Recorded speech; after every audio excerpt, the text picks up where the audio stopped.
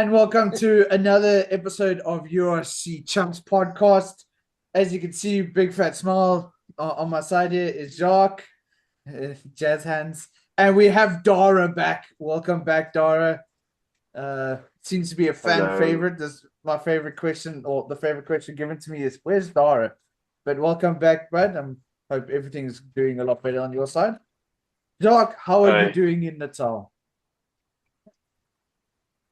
I know that I love rain and the wet climate weather, but the rain can stop now because it hasn't stopped raining for the last, I think, month and a half.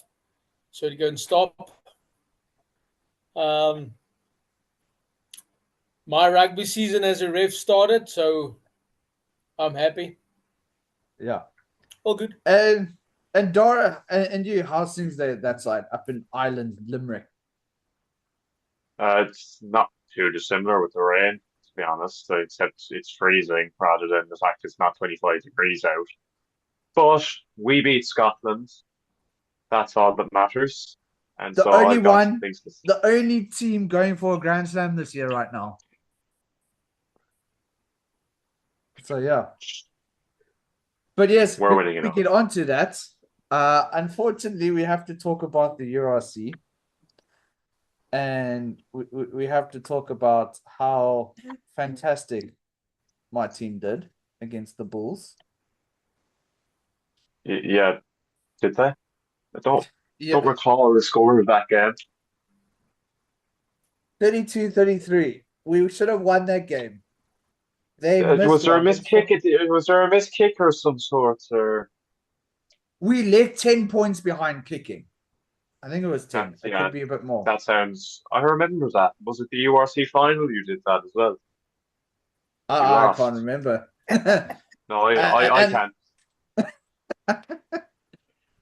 yeah. But I mean, we were on off that whole game. Like we let Cameron Honeycomb have a 20 odd meter run from kickoff from the first kick. And it really put us onto the back foot.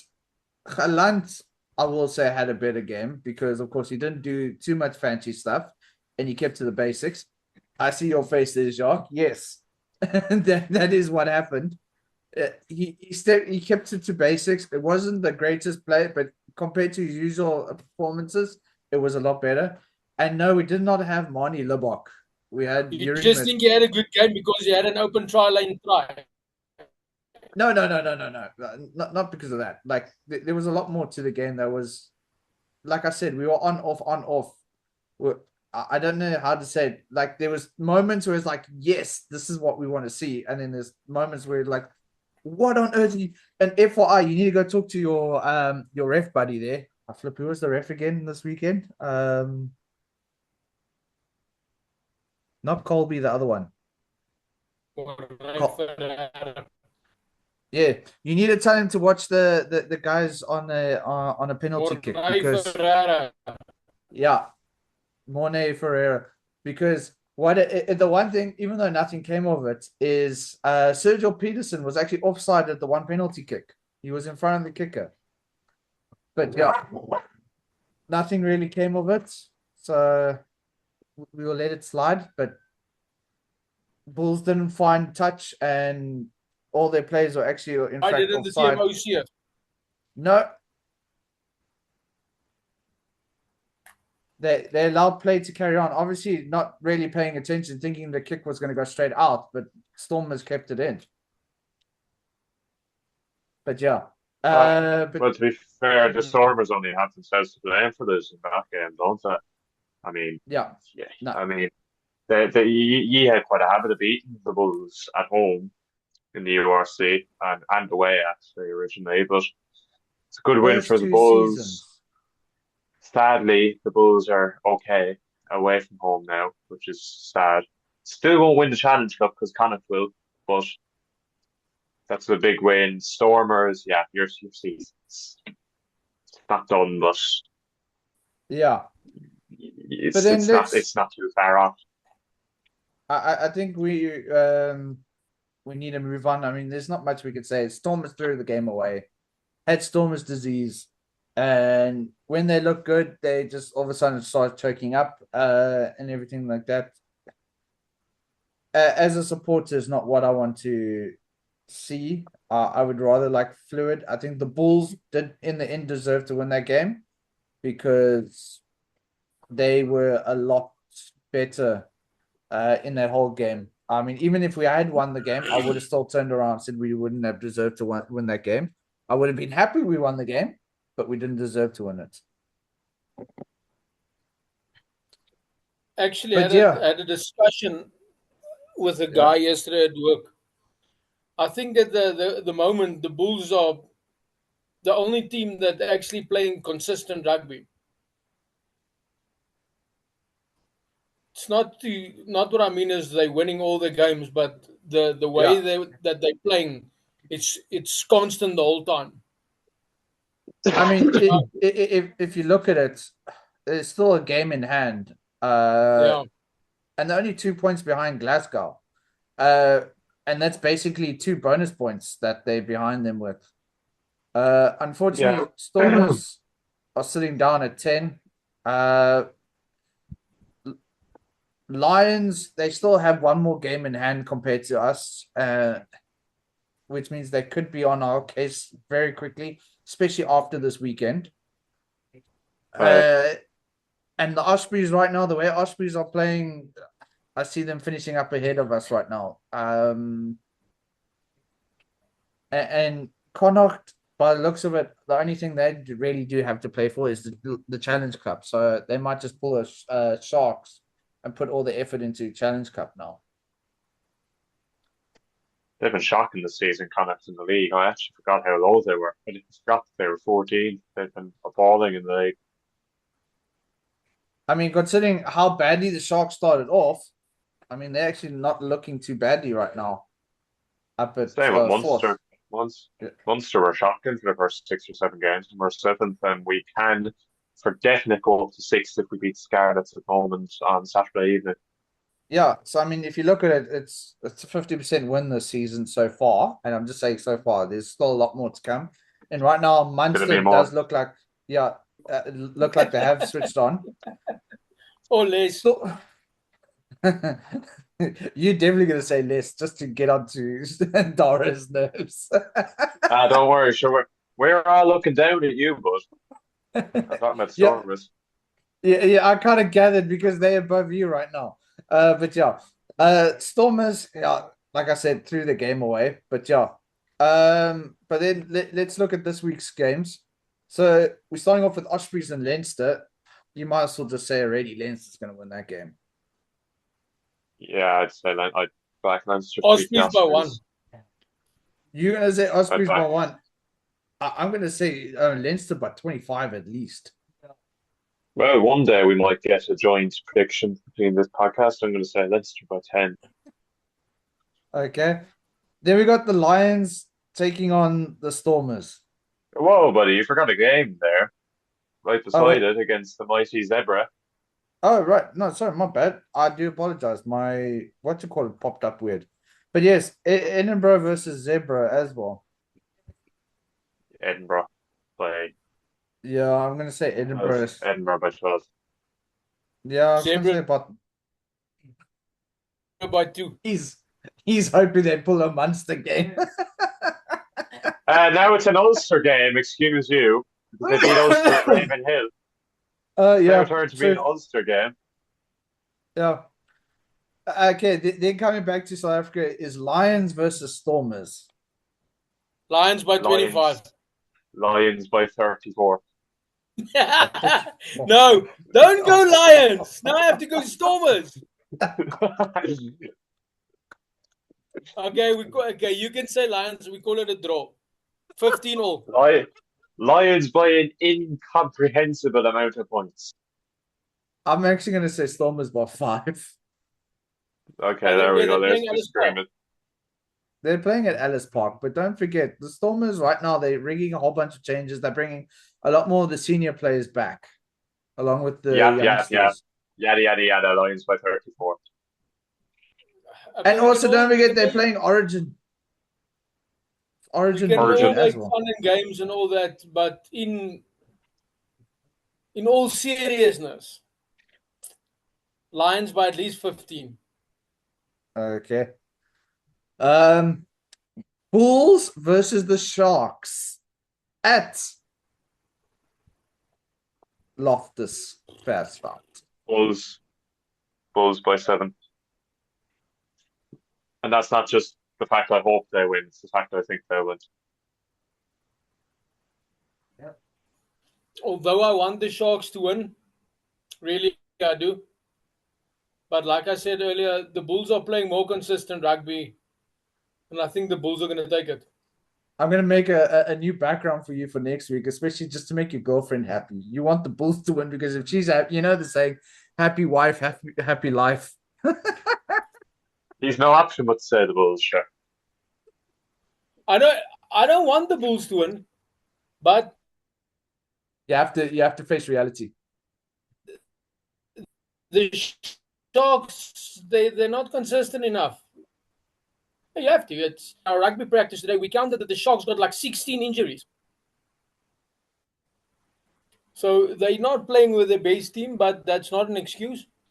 But yeah, no. It sounds like it sounds like a problem that the Stormers have on a regular basis. Delete everything I just said. The Sharks will win by 5. I'm not editing that out, just FYI. Okay. Okay, so you're going Sharks. So you're going against the girlfriend, so you can make a nice friendly bet with her.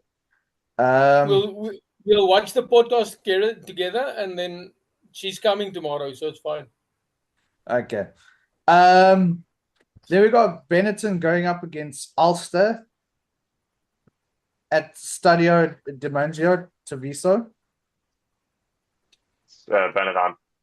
Yeah, I was about to say that they're pretty much on par this season. Both played 10, both have won 4. Yeah, but Ulster had actually a stronger side out when they played the worst Italian side and got beat at home. So, Benetton. Munster versus Scarlets, which is actually also very another interesting game because they are both also played 10, 1-5.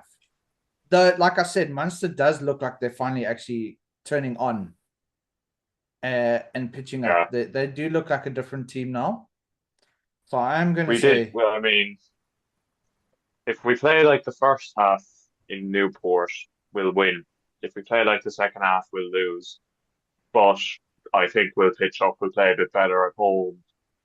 We've 1 or 2 players back as well. So I'm going to go Munster by 10. Yeah. Scarlets by 3. Scarlets by 3. Okay. I just want everybody that listens, do not take my predictions seriously, please. Hence why we laugh when Please do. Please do. He's dead serious when he says all these predictions. I was only... Take the bookies. Take the bookies like that. He says this, so it's this. It's going to be this. I got something to mention. Professional gambling advice.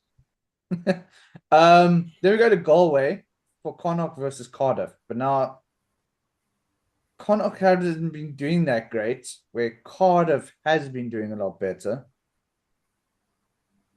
But Cardiff are missing about half their team, with the Wales squad. And Connacht are only missing really Beale and Hansen and Aki. True. And Cardiff did struggle without their main players.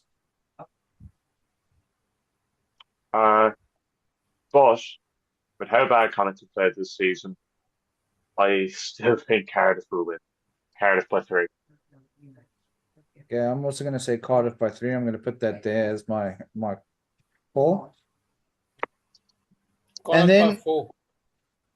Okay. Then we got Dragons versus Glasgow Warriors. I mean, I don't even know why we're discussing it. Unfortunately, Dragons are... Glasgow. Yeah. Glasgow by about 35. I was just going to say, you must make your girlfriend happy. Yeah, I don't have an answer. It's not a hard one this week. I don't actually have to lie this week. And then I think we do need to talk about week one game, which is on the 22nd, which is Bulls versus Lions. Boring. Boring. Yeah, it is going to be boring. I'm going to go Bulls. Boo. Boo. Lions by 12. Boo. Boring. Yitsuke River is going to be pumping with that call. But yeah, but I think that's the whole thing. Let's Six move on Nations to time, baby. Six Nations time. Yes. What's that? What's that result between Scotland and Ireland? Just zoom in there a wee bit. Yeah. So Oh, weekend started off with Italy versus Wales, which seemed very, how can I say, like it was a full on wrestle match for I think it was the first half an hour or so before the first points were yeah. scored. I mean, bro, No, the game first was a try. bit, yeah.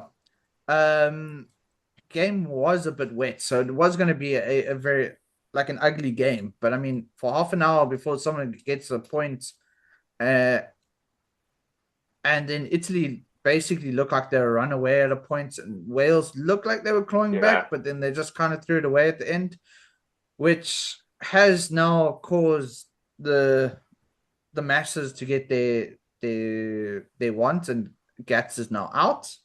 I mean, it's not a nice way for a coach to finish off his coaching career with 14 straight losses. yeah, but this game, Ow. that this game felt Ow. inevitable that Italy were going to win, and Italy were better. I mean, the scoreline No, flatters no, Wales, yeah, doesn't it? It yeah, it does because Italy took their foot off the pedal the last 10 minutes. They missed a bunch of kicks in the second half, but they were physically better. They were better over the ball. They were better in defence. They were better in attack. What I noticed about Wales is they were catching the ball standing still. You learn in under 10s to catch the ball, run onto it. They were yeah. catching the ball standing still and getting smashed behind the game line, and instead of Canone and Lamero, it'll turn you over all day. Italy were smart. Instead of going for the corner, there's no need for bonus points. Just take your kicks, win the game.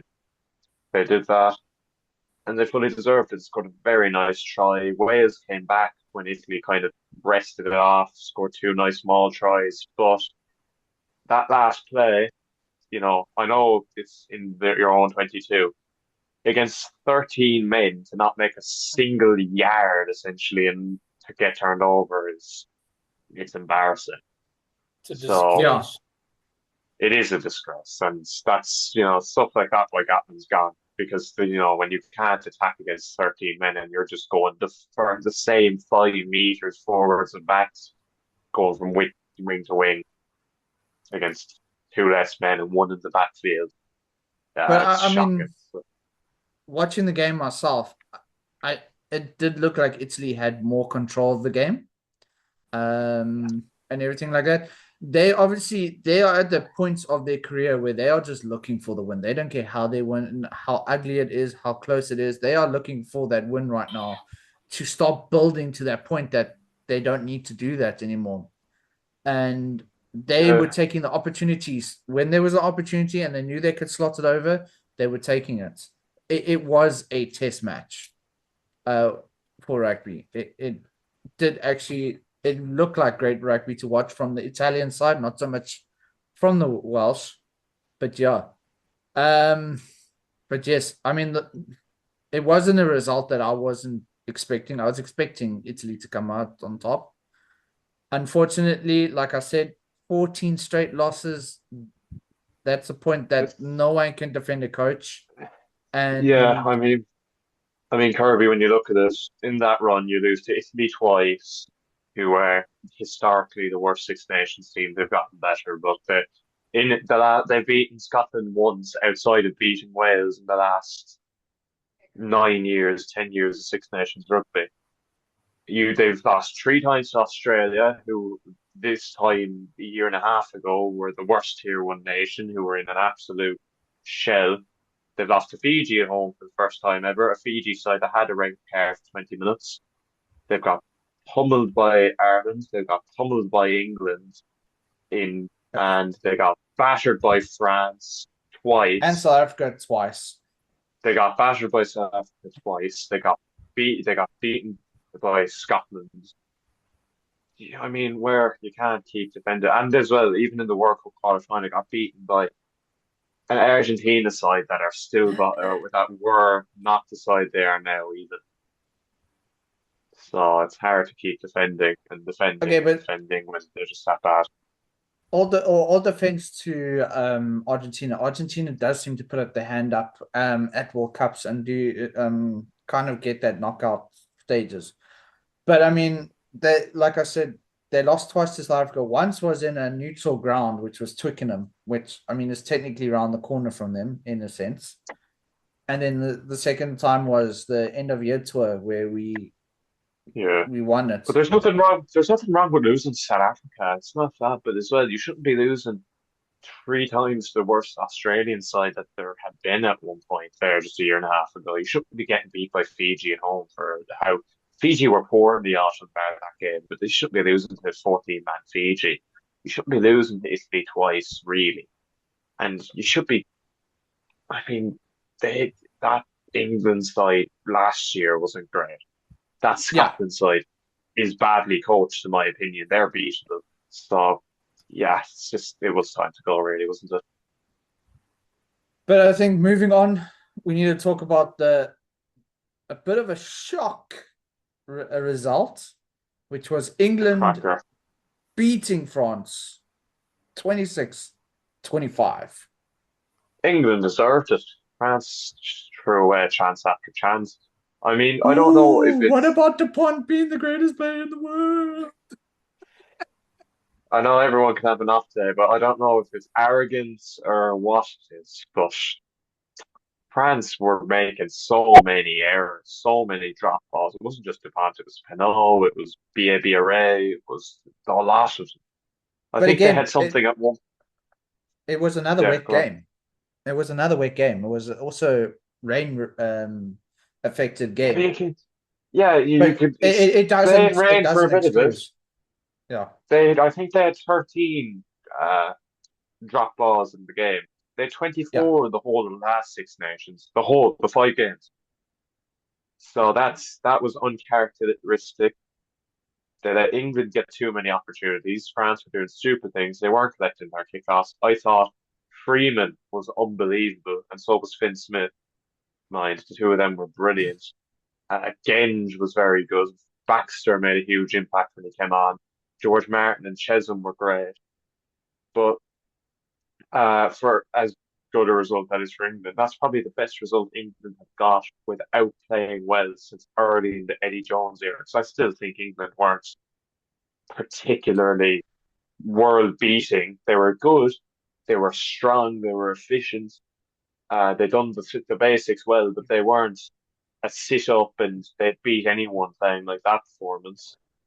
But they Mm. won, and that's the type Yeah. of game England lost over the last 18 months. So fair play to them, but they scraped it through.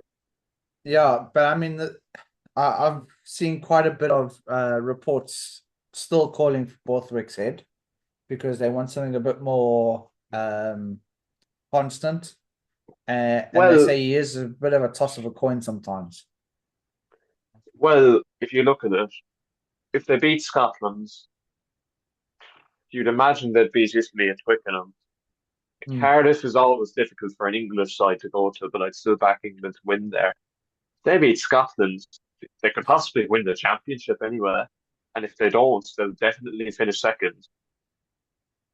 So if they I think finish it comes second, down I to mean, Ireland versus France. France. But Uh, even if they lose to Scotland, they're still probably going to finish third because mm, Scotland have already lost to us. You'd imagine they'll lose in Paris. yeah, It's not exactly a downgrade. Like how many coaches is there available? Like Wales are scrambling. I think Scotland should get rid of Gregor Townsend. I'll come on to that in a minute, but their kind of yeah. option, I say, the only reason they should get rid of Townsend is if they get Smith in, or or Dave Rennie maybe. Smith But has international experience. he was the Italy manager, yeah. The But thing as I is said, also I do think Franco Smith would probably be a better option as a coach because he does have insight to the He Scottish knows a lot of the setup. players, yeah. Yeah. But So it does. maybe that's what Scotland. Yeah, but the thing with Smith comparing to Townsend is, and we might as well move on to Scotland Ireland game. Yeah. Smith compared to Townsend. Smith's won stuff with that group of players. He won the URC when gone away to Munster and gone away to the Bulls. Townsend, for as he's a decent coach, he has that team as Yeah. perennial bottlers and losers because in the big occasions they don't pitch up. They didn't pitch up in either World Cup that he's managed them. They lost to Japan and Ireland in the first one. They got battered by Ireland in Paris. In the Six Nations, they finished third once, fourth a break of times, and fifth in his first Six Nations. When is it going to realise the book is beating England just can't be, oh yeah, that's fine. No matter as It, what happens, can't the it can't book can't be. stop it. Oh, we beat England. Yeah, it can't be the pinnacle of your achievements. Yeah, it can't. Like I know they've had an insane record against England, but they can't. The book cannot finish at oh, we can beat England. Like Yeah. last year they beat England and they beat Wales. They lost their other three games. I know the France game last year they were robbed essentially, but they were Yeah. in that game they were 6 points up, threw it away. Italy and But I Rome they mean, were 12 points up, threw it away. They were ahead against Ireland and Dublin, threw it away. They're since we're talking perennial. about them, this Yeah, weekend, the Scotland Irish game, it looked tight at a point. It looked yeah. like it could go any way. And then I think it was like in the 50th minute or so, like that, it just looked like they just turned off. And that's when Ireland, with their power and probably stamina, just completely and utterly pushed over and actually won the game for Ireland. Yeah, but Kirby, I mean, the first 20, I know Russell and Graham went off. The first 20 Yeah, minutes, Ireland could have been 3 tries ahead. When the two of them were on the pitch, that's the fairest assessment to make. Ireland yeah, got held up twice in that time and were 7-0 ahead anyway. I mean, they couldn't do it they couldn't pass a ball. They couldn't make a clearance kick. That's bad coaching. And as I said, that's an insanely, that's a golden generation. Obviously, you're taking Tuipulotu and Scott Cummings out of it. But as I said, I was talking to a couple of Scotland fans, and like this game and the multitude of games they've had against us in the years, the games against South Africa in the autumn, the games against New Zealand they've had, and some of the games against France. When is it a point of just getting close and being moral victors? I know they weren't on Sunday, but a lot of the times they've been the moral victory team. We yeah, got close. We pushed them. We pushed them. Scotland have the players to beat them. They certainly have the players to beat us. And we should not be beating Scotland 11 times in a row, whatever way you spin it. And, they've lost to, like, as I said, Italy last year. They lost to poor France team last year. Those crucial games, they just don't win them. They didn't beat South Africa in the autumn. I know South Africa are unbelievable, but South Africa weren't particularly great that day. They were there yeah, for the taking. And Ireland or even an England, definitely a France, would have beaten you that day. But Scotland couldn't get it passed through the line. And that, I mean, surely Townsend's taking as far as they can because, like, you look at every team's trajectory, Ireland are just staying consistent as one of the best teams in the world. Maybe not the best. I still think South Africa are the best. Ireland are probably the second or third best team in the world. Have been for about 5 years. England are definitely improving. France are unbelievable. I know they were terrible on Saturday, but they're unbelievable. Italy are getting better. Where are Scotland? Scotland aren't getting better. Scotland are staying still, but they're not staying still as one of the best teams in the world. They're staying still, it's not regressing. yeah, The buck lies with the manager. I just think he needs to look. What is he there now? 8 years.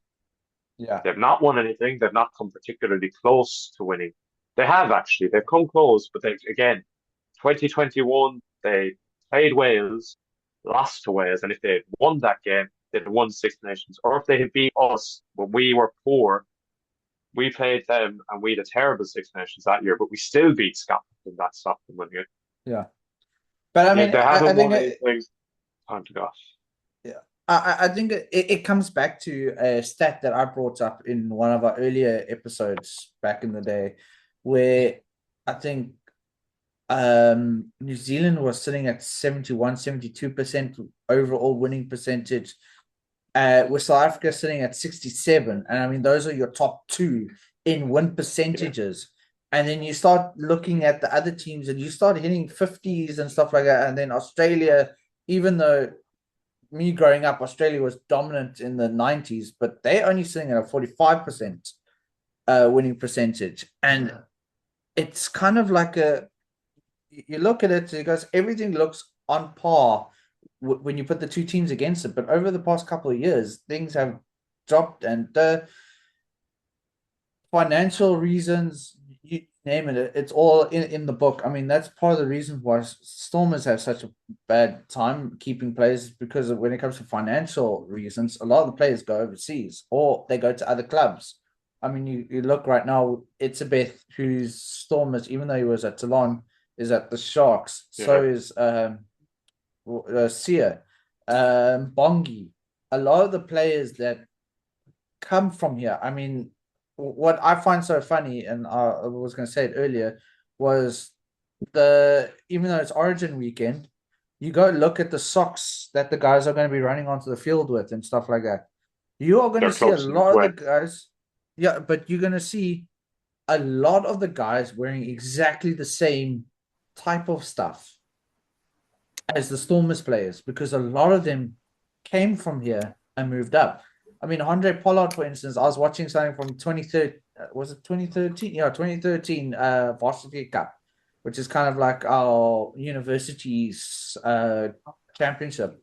That Yeah, 2013 team had likes of what's his name? Andre Pollard, Cornels, Skorsan, Bongi, and a whole bunch of players that weren't from Blommetjies, Pretoria. Arceus Snyman. Blom, yeah, and a lot of them weren't from Pretoria, yeah. but But the a thing, few of them went on to the Bulls. A couple of them went on to other teams. Skorsan went to Lions before he came back here. Um, Blommetjies Cheetahs before he came back here. So you're going to see a lot of players wearing the same kind of socks and stuff like that this weekend. yeah, well, I'm not sure about Scottish rugby's school system. So I know the Irish rugby school system has five heartland cities where you pick your 90% of your players come from Dublin and Leinster, Limerick and Cork and Munster, Galway and Connacht, and Belfast in Northern Ireland, Ulster. So you have these regions of kind of rugby heartlands. But I think the thing is in Scotland, maybe it's an untapped. I think from what I've heard, you've got Glasgow, Edinburgh, you've towns kind of in the northeast, Perth and Ayr, but they've never tapped into that market in the northeast of Scotland. There's no rugby club there. And maybe that's the difference. But going back to the game, the difference was the forwards. Yeah, Ultimately, Doris, Byrne, O'Mahony was exceptional. And also, I don't know if he saw what he put up on his Instagram after the game, saying, "Thank you to all the Scottish supporters that booed me off. It was one of the greatest compliments of my entire career," just to wind up. But uh yeah, yeah, and that's a Shane Porter, Warne comment. Shane Warne was one of the first professional sportsmen to say that. Shane Warne used to say when he was playing away from home and he heard booing, it meant he was doing his job right. yeah, well, Scotland hates Peter O'Mahony because when he plays for Ireland, he winds up the national team. When he plays for Munster, he winds up Glasgow. But yeah, the Yeah. forwards, our forwards were just the only Scottish forwards really Xander Ferguson and Rory Darge, who were two incredible players. But a And lot of them, Pierce Skumman. You have to give Pierce yeah, Skumman. He was also doing great. yeah. Um, But Scotland have, as I said, too many of those players go missing in big games. Too many of them, yeah. and that's what costs Though you. I think Ireland did control Duhan as well. They We did. I controlled know him quite I well. know he scored a great try, but he didn't really like Nash done an exceptional job up against him because he just hit him every time he got the ball straight away. No momentum. to kind of get into a full trot. So, But you know, that's the thing is if England gives Duhan space, which makes him look great, where you come up against like an Ireland or a South Africa, they're like, listen, he's a strong boy. You need to take him down first time. that's what happens. And that's Yeah. why that's maybe why, but Scotland, as I said, I think too many of their key players, big players, they go missing in the big Yeah. games, in the important ones. He's he's playing the type of game Jonah Lomu played back in his days, where everybody made sure that they target him, not give him the opportunity to run more than 3, 4, 5 meters with the ball. Because if he gets his speed up with the size that he's got, the chances of him running over 1, 2, 3 players almost 100%. But the But other now you thing is see, he's a defensive liability. He just is. His yellow card proved it. I mean, he got actually outpaced by Calvin Nash for that. Mm. Because Nash started behind him, Nash ended up in front of him, and he just tackles him without the ball. oh I thought, yeah, I did think that was maybe a bit harsh, the yellow penalty. Yes, because yeah, but at the same yeah, time, I think if it's a yellow, it's a penalty try. I don't I no understand how no it's, the penalty try wasn't given because I can't remember who it was also there, which was an yeah, Tom opportunity to Jordan. defend. Yeah, Tom Jordan was an opportunity to defend, so that's why the penalty try was not given. But at Um, the end of the day, that just shows he is a defensive liability, Van der Merwe, because yeah, but that was, he's in his defense. You do see that a lot of the time, all over. It's not just him; it's other players that would have done the same thing. and the other for the first try, actually, for Nash's try, Yeah, he was cut short as well. He was way too pushed inside, and Prendergast just floated the ball over him out to Nash. He just waltzed it in. but again, credit to Prendergast for that pass, but again, Ireland controlled that whole Scottish pack to compact him, which did bring Duhan in, which then opened up.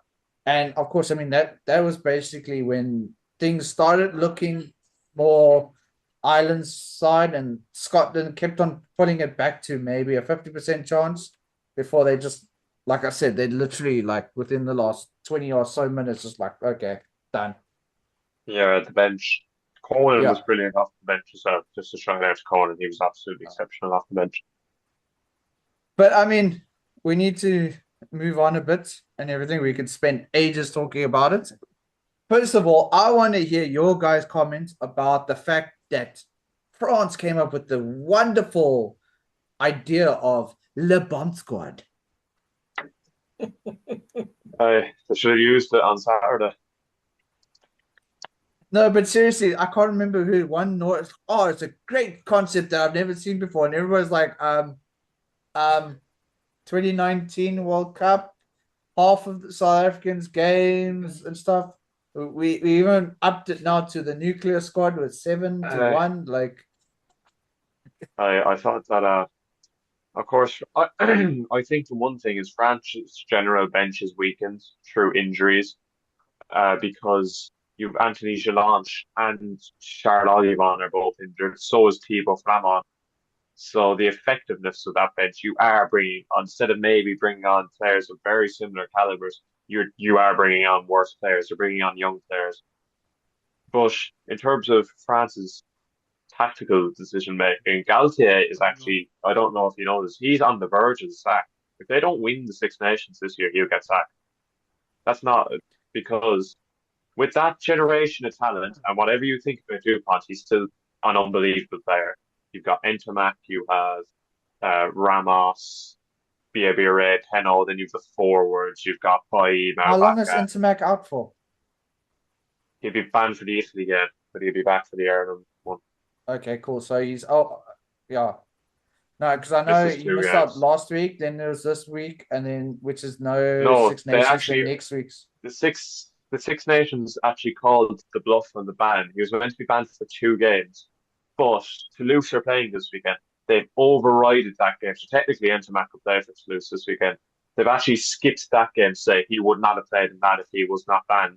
and gone, okay, you're not banned for that one, but you're banned for the Italy one instead, which is Okay. probably the right call. I hate seeing players like for Welsh clubs. I'm taking the Welsh, for example. If a young player gets a red card, he'll miss Ospreys one game, and then he missed like two Welsh Premiership games where his local club are playing a bunch of plumbers, which games he was But never going to play in. And then I think I think if you banned as an international player, let's say you banned for 3 games, all right? Now you banned on the last game of the November series. You don't get to play until the next 2 international games. yeah, which is what they've done to Internet, That really. means They've just banned club, them for whatever, internationals. you are banned. But then You'll again, that should see. work the other way. If you're banned for your club, you really shouldn't be banned for your country. No, but then again, Or if if you you ban ban for your for, country, you can't play for your club. yeah, and if you can't play for your club, or if you get banned in your club, there's a good chance that by the time you get to the internationals, your suspension is up. Unless you get Yeah, it but like the week before. at the same time, Ireland has missed Tom O'Toole in the last 2 games. We had to bring him on. Tom O'Toole has been banned for. He's been banned. He got a really long ban after the game against Munster, which was in December. He's still banned. He got, I think, 6 games or something mad like that for a crock roll. Something Yeah, huge. He got a huge, really long ban. but that's what I'm saying is you're banning if you get banned at international level, you're banning lasts until international games are up. Club, whatever, you can go play for your local club at home and stuff like that, but club or franchise, however you want to put it, you are banned until either international games have been played or what you call it. But yeah, I mean, we can talk about that for ages. My next one I want to bring up is especially a question towards you guys is, do you think rugby should have the greatest player of all time? Because I believe we shouldn't in rugby, because let's use the pont as the Northern Hemisphere likes to say, and I would even say the same thing here in South Africa with someone like Peter Steph du Toit. You can't put the pont in the front row, and you can't put Peter du Toit as a center because he hasn't got the pace. Yeah. So Well, for I would me, think. yeah, that's why I said for me, I don't think there's a greatest of all time. You can make the greatest team of all time with players that can fill the roles. I do think you can have a greatest back of all time, Yeah, not a forward. Like, I think DuPont is the greatest back of all time because DuPont has played 9, 10, 12, and fullback.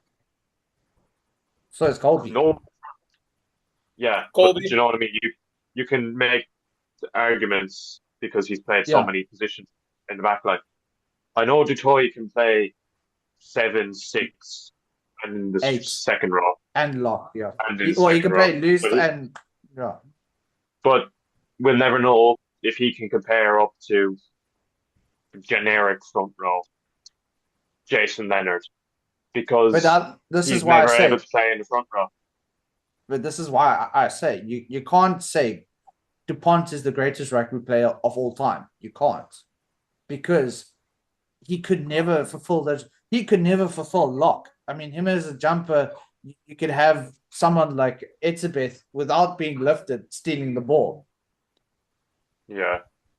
So And maybe did the Pond ever play against guys like Richie McCaw, Sam Whitelock, Aaron Major, he did those play type Sam of guys? Whitelock. He did play Sam Whitelock a couple of times. Sam Whitelock was the other day. But you understand what I'm saying? As Yeah. those are also great players. Going back, Jonah Lomo, Brian Abana, Chesu Williams, Shane Williams. Shane Williams, even. But sure, Why? you can Why keep now all how of a far. sudden? I mean, at the same time, we can keep going back. We can go back to the great Wales team in the 70s that had Gareth Edwards, Barry John, and Jiffy Davis. Or, you can go back to, Donny Sir. Gerber. here in South Or you can go Africa. back to Serge Blanco back in the late 1980s, or John Eel, and you can go back to John Kerwin, these type of players. But that's You why know, the I game put this evolves and question. changes. And This is why I put the unfortunately, I'm going to question. say the name Johnny Wilkinson. Jason Actually, Robinson. oh yeah. Who was scared of the South Africans, by the way. But this is why I put this When he question got a forward. cramp. This is why I put this question forward. Is like, do you guys believe there is a greatest player of all time, or you cannot put a No, player as greatest of all time? I think there's a Where great. I think there's a greatest for every position of all time, but not that's why I in said, like, general. you can have the greatest team of all time, but you can't have the greatest player of all time. But now you say the greatest position of all time. He specializes in 9. I don't see him close competing against Yost, George Gregan, Justin Marshall. There's no way. What's Aaron that? Smith, Aaron Smith, Furida Prier. Perry Come on. Yeah, but Weepu. that's at the same time, Dupont's not finished his career yet. He could end up more successful than all of these guys as well. But now He's still I, only I was 25 I was or listening. I 26. was I was listening to some South African guys talk, and I think the same thing was brought up with the podcast up in England with the rugby guy or something like that. Or the rugby podcast was, can you actually rate DuPont as the greatest player of all time, knowing he's not going to go to the Southern Hemisphere to play because he's going to be playing for Toulouse at the same time as the international games are happening? Can you actually Also, rate him but at the at that same time, level? that's not his choice, really. No, it's not his choice. But unfortunately, due to the circumstances, it is a very valid point. Because if you want to be the greatest player of all time, you need to be able to go to New Zealand and play against New Zealand in New Zealand. Has he never played there? No. And there's a good chance he's not going to go play when they go over this year. I I think he's scared. But even if he isn't scared, he won't go because Toulouse will say he has to stay behind, and France doesn't get to select him to go there. So, but now this is the point: and Aaron Smith would be going to France no matter what was happening because his contract is with New Zealand, and probably for that reason, you're probably never going to get a New Zealand, not New Zealand, a French side winning the World Cup because the clubs control them too much. We've seen it as South Africans with players that play in the French league, that we have an international game when the French league has started, and due to their contracts, they have to go there. So we lose them for those period of games, which has affected us and has caused us to lose games. But this is why I bring up the question is, you can't rate a player as the greatest player of all time because he cannot fulfill that role. I mean, you can go get Osterrand out of retirement right now and tell him to go prop up one-on-one against DuPont, and Durant will wipe the floor with him. You could probably get Nakajoska out. You can fit 7 of DuPont into Osterrand. Come on. But I'm still saying, like, someone who isn't fit enough right now at match fit to go up against someone who is match fit and go one-on-one. You could Gastro Giovanni even go put him up against DuPont right now. He but won't. I do think DuPont is, if we're talking positional sense, I do think DuPont, in my opinion, and in the modern age. In the opinion of people I've asked people who've been watching rugby for 60 years who think he's the best scrum half of all time. Now, as I said, I never watched Van der Westerhuizen live. I never watched Gareth Edwards live. I never watched George Gregan live because I'm a baby essentially compared to all these people. But a little baby. Well, I'm only a I'm wee just a lad. baby. I'm just a baby. The baby-faced assassin. Yeah, but I mean, that's what I said. I mean, we could probably go and sit down and go look at stats and everything like that and come up with our own teams at some point and another thing. But I think the greatest player of all time discussion is not a discussion you can have in rugby. Greatest positional player, yes, you can have that discussion in rugby. Whereas in with soccer, you could say the player is the greatest player of all time because that guy could be running in forwards and defend and go throw him a goalkeeper because there is no laws that say I don't know. to be specialized. As a fella who actually still actively plays as a goalkeeper, I don't know. Try it as an outfield player. I watched outfield players make assholes of themselves. No, but this is what I'm saying is in soccer, there is no like you have to be a specialized player to play in that position. Because technically, okay, your front row is specialized. Actually, your second rows are also specialized. If you look at the laws, your second rows also have to be specialized players. So your tight five is all specialized. But at the same time, it's kind of a technicality because you can put a back rower in a second row, but you could not put a second rower into the front row type thing. Yeah, no, that's what it's all. That's why the law for the second rows is maybe a little, how can I say, flimsy. But if you actually look at the laws, it actually says your second rows are also specialized.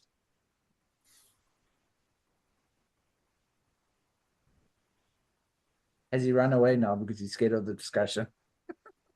But I mean, what is your take on that whole law that I brought up now? Not running away, just got called. I think, but with everything that's happening with player safety and trying to make the game more safe, what's going to happen at the end of the day is they're going to tell you the entire front row needs to be specialized.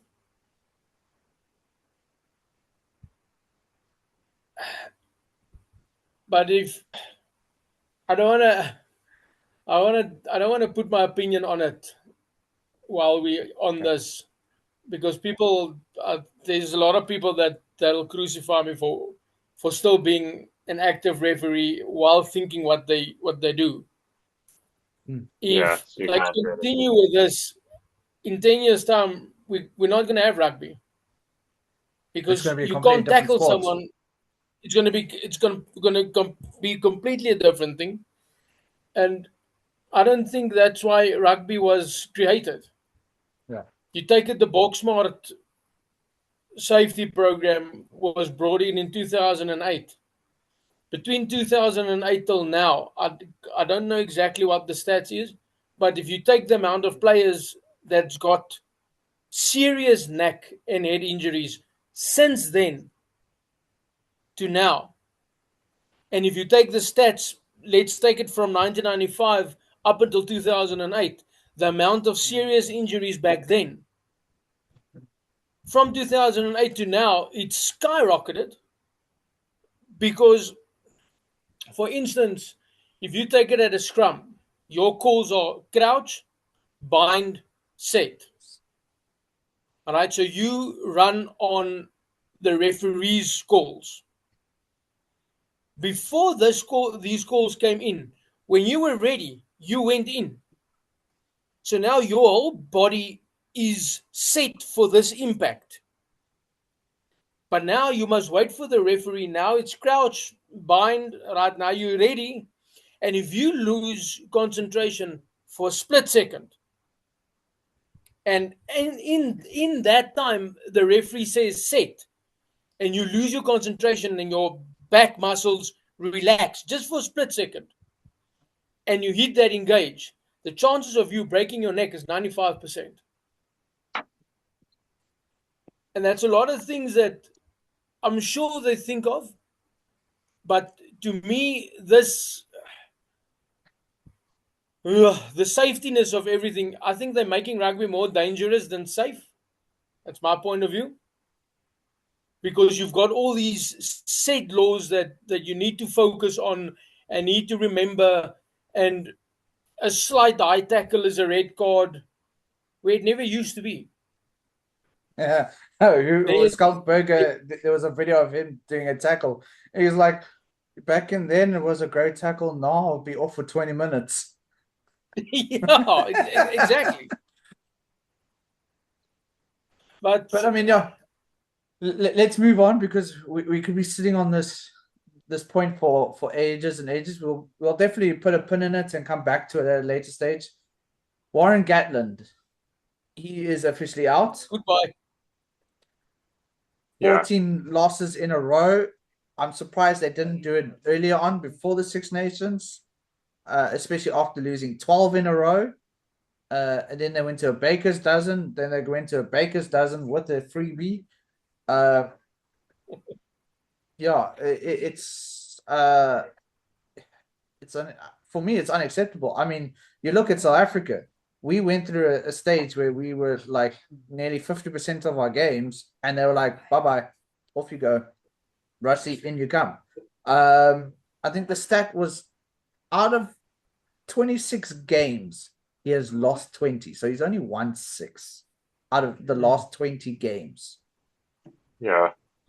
That No, is a scary stat. I mean, the Wales side it isn't anywhere near what it was 10 years ago or 5, 6 years ago. It's not that bad. Yeah. He's playing outdated tactics that have been outdated since the 2019 World Cup, which is precisely why the last time his tactics worked was the 2019 World Cup. Now, even I, as a fella who's not Welsh, I've some horrible memories of Gatland beating Ireland multiple times to screw us over. And I have some great memories of him beating England multiple times to screw them over. Of course, most famously and most hilariously was in the 2015 World Cup when they knocked England out at their own home patch, to which everybody laughed. But Only 2 you have to countries go, ever have won a World Cup at home. yes, South Africa South and New Africa Zealand. and New Zealand. Yes, And New Australia. Zealand, out of their 3, Yeah, on New Zealand, out of their 3 World Cups, 2 of them have been at home. yeah. But Wales have an outdated system of playing with a mix of young and old players because they held on to the old players too long. Adam Wynne-Jones was 38, 39. Ken Owens was 170 odd, 37. 75 caps. 175 Yeah. caps or something like that. But I think that's Ken also, Owens yeah, was but I think that's also 36, I think. part of their problem is they had too many old players and not enough young blood. Where I think Rassie has learned from that mistake because I mean using 51 players in a calendar year, and Yeah. it was from set players to new youngsters coming in, like you get the Sashas, the Edward van der Merwe, the other Hendrickse brother.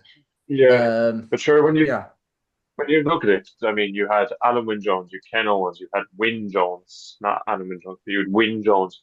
Tipperick, who's a fine player at URC level, was playing in the national team till he was 35. As I said, Wynne Jones was 36, Ken Owens was 36, Alan Wynne Jones was 37, Lee Halfpenny was 34 before he moved on. Liam Williams is 33, he's still playing in the national team. He played against Italy. Dan Bigger, he wasn't even the oldest, he was 32, I think.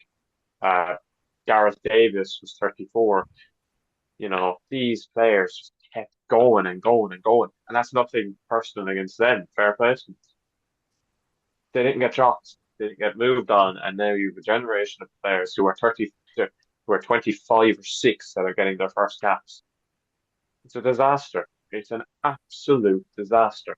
there And it's wasn't a a model. rotational process. And it's why I think this might happen to Ireland in 5 years' time. I don't think it will because I think we just have a decent amount. But, you know, I know Prenta 10 debate. We have a lot of players getting old. Gibson Park is 32, Lowe is 33, Aki's 33, Porter's 31, Furlong's 33, Ty Burns 32, Van der Fleer is 31, O'Mahony's 35, Murray's 36. You've this group of players who are all the same age or similar age, and they're getting played every single game. And it's the same, like when we played Fiji last year in autumn, we didn't rotate enough. We only changed about 6 players.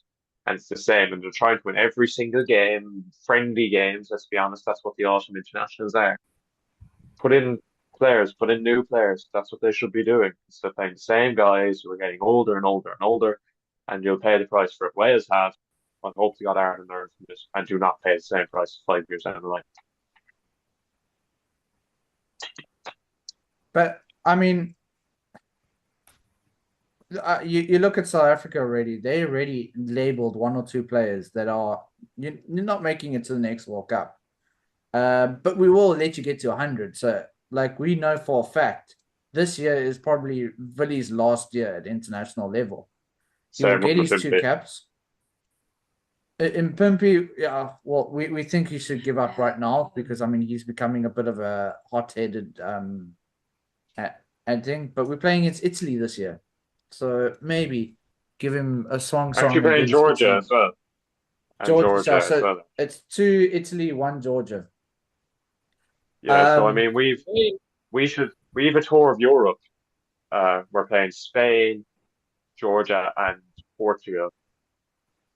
That should be a complete. Even the players who don't go to the Lions, if they have played more than 15 caps, they should not go.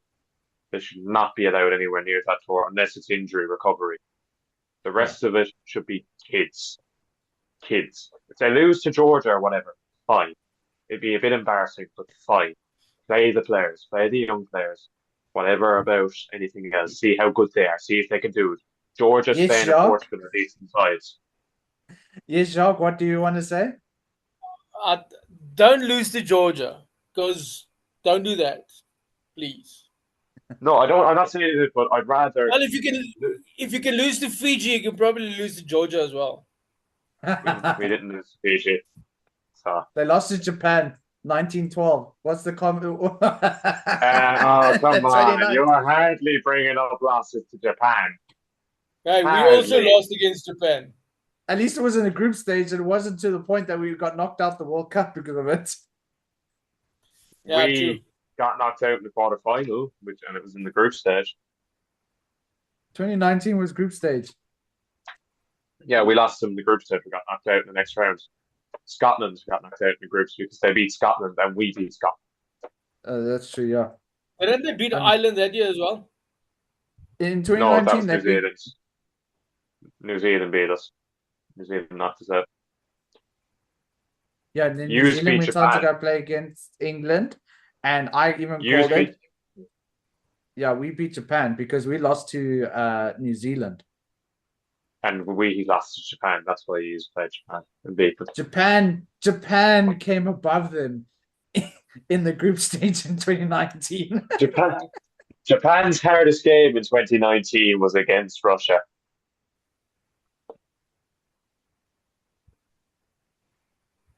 At least Jean-Claude got at least Jean-Claude got some retribution against him. He's the only Irish player to get proper retribution against him. Hey, we battered Japan in 2021, I think it was. We annihilated them. We put about 60 points on them. Yeah, I'm talking about in a World Cup situation, but yeah. I don't remember the World Cup. World Cup's for Mickey Mouse competition anyway. Autumn Nations Series Cup. Oh yeah, no, you wait for the Six Nations. Georgia and Romania qualified for the next World Cup so far. Spain and Portugal did as well. Spain and Portugal as well. Yeah. And Zimbabwe is actually not doing too badly for it. If they don't get disqualified this time, Spain, by the way, because they managed to get a habit of doing that. Yeah, they got disqualified because of a South African. Twice. No, seriously, there was a South African who didn't actually technically qualify for citizenship, and I think his name was Vandenberg. Literally. Yeah, it was literally a week left. If they hadn't played him that week, and they still won, he would have been able to go to the World Cup. But because he hadn't qualified within a week, and they played him, they got disqualified. I think the absolute sickener was they won that game by about 50 points as well. Yes. So they just didn't need it. I think that was the absolute sickener of all of it, is they absolutely hammered whoever they played that night. But Yeah. on the other side, yes, Zimbabwe are doing well. The other side is there's two games this weekend in the Rugby Europe Championship. Netherlands are playing Switzerland and Belgium are playing Germany. The winner of those will play each other next week, and whoever wins that game will go into the repechage, which is the final chance to qualify. So one of you can write off Switzerland. Switzerland are not going to do it. So it's between Netherlands, Belgium, and Germany. And whoever between three of them comes through will be in the repechage with probably Canada and Kenya or someone of that ilk, or Zimbabwe or Namibia, and then one of the Pacific, someone like Hong Kong, and then someone like, I don't know, Samoa maybe, or Tonga. Listen, if we got anything to go with Kenya and the sevens, I think Kenya deserves the opportunity to go to 15s. They are one of those teams that they've won sevens before. So, Kirby, if you remember the last World Cup repechage, the last World Cup repechage was between the USA, Portugal, Kenya, and Hong Kong. So Kenya actually got to the final stage, but just lost out to the USA in the semi-final of that. And then Portugal got through. They beat the USA in the final. And that's only because Chile beats the USA in the stages. Yes. That final kick, you would have thought they actually won the World Cup. Yeah, it was even worse because then they lost to Portugal because of the final minute kick as well. So they got knocked out, and by two occasions by losing to a kick past the 80s. Horrendous. That's a sickener. I still find it I looked at it probably because we are tier 1 nation, so we don't quite understand the level it is for them. But I was like, they look like they had just won the World Cup. I'm like, yeah, you guys are celebrating. You're gonna come over to a tournament and lose all 4 games and go home after a month. But yeah, but then at the same time as well, they're probably going to spend a whole month in an all-you-can-eat hotel that they're paying for. I mean, especially after they get knocked out, they can probably go back to like Chile or something and get as many beers as they want for about 3 months afterwards by the public. I'm sure they aren't as happy about that as anything else. That's why I said I don't think I quite understand the concept, because it's like South Africa's in every single World Cup, because you know what, we there. It's the same thing with like Ireland and all that. Yeah. Yeah, but the one thing I knew about Portuguese rugby is because I know a couple of Portuguese people. All those players had in their Portuguese national contract, if you get to a World Cup, you get a massive bonus. That's why they were so happy. They got a huge bonus for getting to the World Cup, because obviously the funds that Portugal get for getting to the World Cup, they got about 20 or 30% of what Portugal rugby got went to the players. But now, saying that, watching the Portuguese play right now, they look exciting, and if they carry on this way, they are going to be banging on that Six Nation door. The same thing as like Georgia's been doing for a while. Yeah. And so hopefully, kick Italy and Wales out. I don't know. Kick Scotland out. But this is why I said you need to come up with a second championship. You need to come up with a second Six Nation one. So you have like you have your Challenge Cup and your Championship Cup. So your championship's like the Six Nation as it is now, with the Challenge Cup, which is the guys that can qualify, and those guys get knocked down. I do understand there's a bit of financial thing. But what I would say about Six Nations is, what I would start off by doing is by putting Georgian and Portuguese, Spanish teams into the Heineken and Challenge Cups. I know you've got the Black Lions, but they have the Rugby Europe Super Cup, which is competing in teams of Georgia, Portugal, Spain, Netherlands, Czech Republic, actually, which is a very random one, Germany, Romania, and Israel, again, a really random one. They all have a kind of tournament. The two finalists to that should get into the Challenge Cup. Sorry, the two semi-finalists and the runner-up I would put in the Challenge Cup, and the winner of that should be in the Champions Cup. If they would only listen to us. If only I wasn't a stupid Irish kid in my bedroom. and some silly South Africans down on the deepest, furthest south point for this rugby. But yeah, Shas, it's been an exciting week of rugby. Some ups and downs for some of us. Uh, but Ups. the thing is, right now, I think the Six Nations isn't determined quite yet. The fact that only one team is on path for a Grand Slam does make it very close still. I think we need the next two games to start determining where people are going to sit.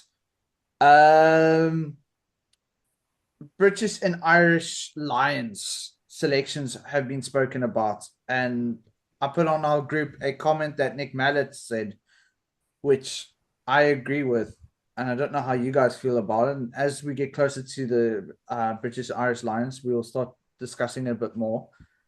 But Finn Russell is not a great selection if you're not going to play him, and I do believe there are better tens in the Six Nations right now, or let's say the Five Nations, excluding or Four Nations, excluding France and Italy, that are better than Finn Russell. And I have said it before, I think there's too much hype over Finn Russell.